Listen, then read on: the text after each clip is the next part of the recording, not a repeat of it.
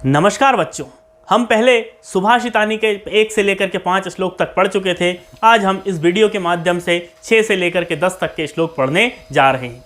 यदि आपने उस 1 से 5 वाले श्लोक की वीडियो को नहीं देखा हो तो आप लिंक हमने डिस्क्रिप्शन में दे दिया है, आप उस वीडियो को अवश्य देखिएगा। उसके बाद इस वीडियो को देखिएगा, आपको सारे के सारे श्लोक बहुत ही अच्छे से आसानी से समझ में आ जाएंगे।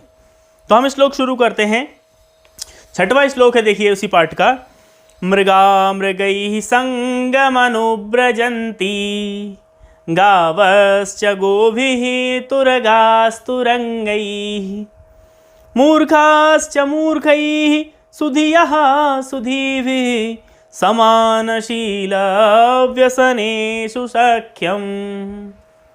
देखिए, इसका तात्पर्य यह है कि हर व्यक्ति अपने स्वभाव के साथ वाले व्यक्ति के साथ ही वह मित्रता करता है। जैसे मृगाः मृगैः, मृग अर्थात हिरण होता है। हिरण जो होगा वो हिरण के साथ ही उसकी मित्रता रहेगी।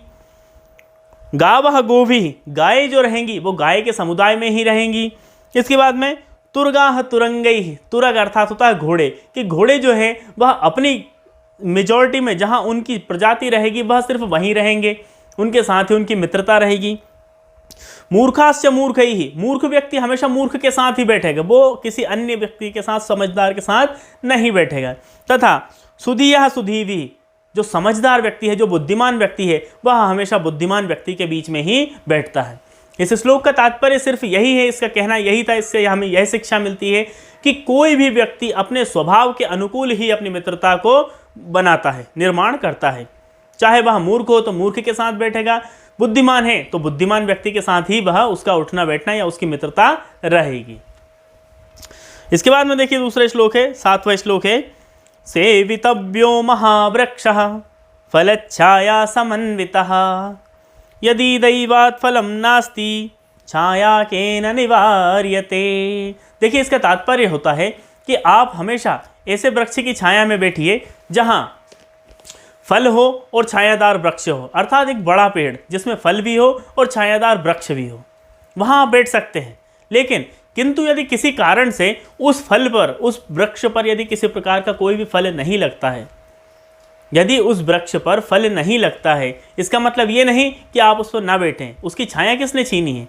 उसकी छाया तो, छाया रूपी गुण तो उसके अंदर एक प्रकार से विद्यमान है ही ना। इसका तात्पर्य यह होता है कि इसका जो वास्तविक मूल तात्पर्य यह है कि गुणवान व्यक्ति के पास बैठना उचित होता है, चाहे उसके पास धन हो या ना हो। अर्थात हमें वृक्ष के पास में तब भी बैठना चाहिए जब उसके पास में फल हो या ना हो। उसी प्रकार हमें सद्गुण वाले व्यक्ति के साथ बैठना चाहिए, चाहे उसके पास धन हो या ना हो। अब देखिए श्लोक नंबर 8 है। अमंत्रमक्षरम नास्ति नास्ति मूलम अनौषधम अयोग्यः पुरुषः नास्ति योजकस्तत्र दुर्लभः। अमंत्रमक्षरम नास्ति, कि कोई भी अक्षर मंत्रहीन नहीं होता। मंत्रहीन मतलब सारहीन नहीं होता। प्रत्येक अक्षर किसी न किसी कार्य में संलग्न होता है, वह अर्थवान होता ही है, वह निरर्थक नहीं होता। नास्ति मूलम अनौषधः, किसी भी वृक्ष की मूल अर्थात उसकी जड़, उसकी जड़ी बूटियाँ जो होती है वो अनौषधि अर्थात औषधि का कार्य हमेशा करती ही है। यह नहीं कह सकते हम कि इस पेड़ की जड़ किसी कार्य में नहीं आती, किसी काम में नहीं आती। प्रत्येक फल का जो मूल होता है, प्रत्येक वृक्ष का जो मूल होता है, वह कैसा होता है? वह औषधि युक्त ही होता है। नास्ति अयोग्यः पुरुषः, कोई भी पुरुष अयोग्य नहीं होता है, कोई भी पुरुष अयोग्य नहीं होता है, बल्कि उनको योजकस्तत्र दुर्लभ, उनको एकत्र करने वाला, उनको जोड़ने वाला जो व्यक्ति होता है, ढूंढने वाला जो व्यक्ति होता है, वह दुर्लभ होता है। अर्थात वो बहुत कठिनाई से मिलता है, जो प्रत्येक व्यक्ति के अंदर किसी न किसी गुण को ढूंढ ले। अब देखिए श्लोक नंबर 9 है।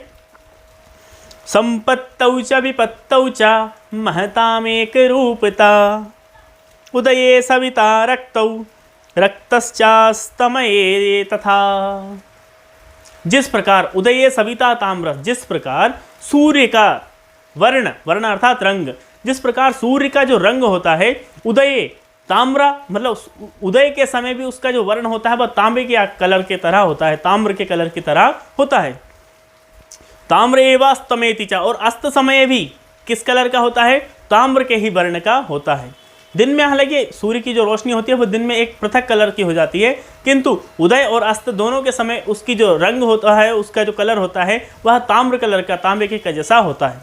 उसी प्रकार महताम एक रूपता संपत्तौचा विपत्तौचा, कि जो महान लोग होते हैं वह संपत्ति में और विपत्ति में, अर्थात धन होने पर भी और धन के अभाव होने पर भी, दोनों में ही उनकी एक रूपता होती है।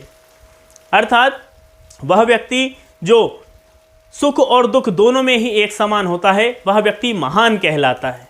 इसीलिए कहा गया है कि उदये सविता ताम्रस ताम्र एवास्तमेति चा संपत्तौचा विपत्तौचा महताम एक रूपता, कि महान लोग सुख और दुख दोनों में ही एक तरह व्यवहार करने वाले होते हैं।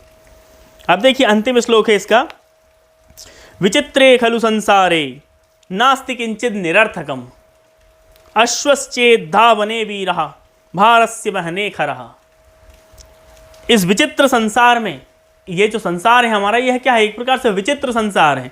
तो इस विचित्र संसार में कोई भी व्यक्ति निरर्थक नहीं होता। कोई भी व्यक्ति हो, कोई भी पशु हो, पक्षी हो, कोई भी हो, वह निरर्थक नहीं होता। जिस प्रकार से अश्वश्चेत धावने वीरः, अश्व जो होता है वह धावन में अर्थात दौड़ लगाने में वीर होता है, उससे श्रेष्ठ कोई धावक होता ही नहीं है। तो जिस प्रकार से अश्व जो है वह धावन करने में अर्थात दौड़ने में वीर होता है, उसी प्रकार से खरः भारस्य वहने, जो खर होता है अर्थात गधा जो होता है वह भार ढोने में सबसे श्रेष्ठ होता है। तो देखिए ये बहुत अच्छे श्लोक ने, नीति श्लोक थे। हम उम्मीद करते हैं कि ये आपको बहुत ही आसानी से समझ में आ गए होंगे। हम आपके सामने फिर से लेकर उपस्थित होंगे इसी पाठ के प्रश्न और उत्तर को लेकर के। तब तक के लिए धन्यवाद। जय तु संस्कृतम, जय तु भारतम।